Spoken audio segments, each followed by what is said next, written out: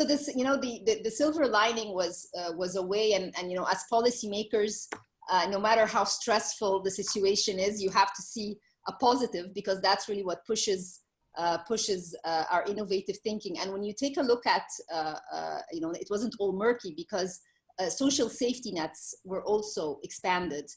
So we have a very successful program that the Ministry of Social Solidarity has launched with the World Bank a few years ago. It's called Takaful and Karama, and it includes families that are vulnerable within. So this was also expanded to include more families very quickly on. And that was very important in terms of you already have the infrastructure that allows you to move quite fast on that. And that is where, when you reform early, you are able to add on quite fast in the midst of a crisis.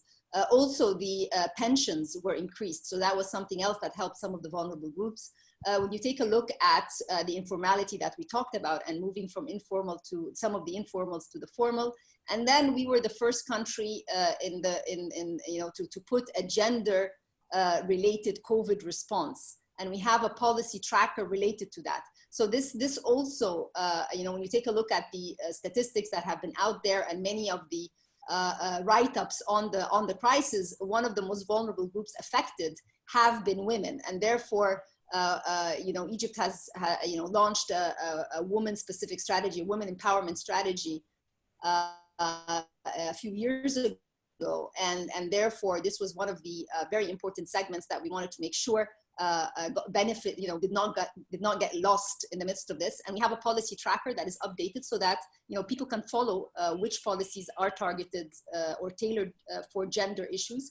Of course, something else was that a lot of again, schools were closed, so there was also a digital side to education, and that is because the Ministry of Education, with our partners at the World Bank, put a reform program together for that. So that's, again, when I say reform is continuous, you start, a crisis comes, you're tested, you see what works out, and then you have an agenda for going forward. I guess that's what we do all the time. We wish that there were tranquil times in general, but I think what is very important out of this is there have been some positives that built on existing successful project. That comes to the second P in our PPP that we'll talk about.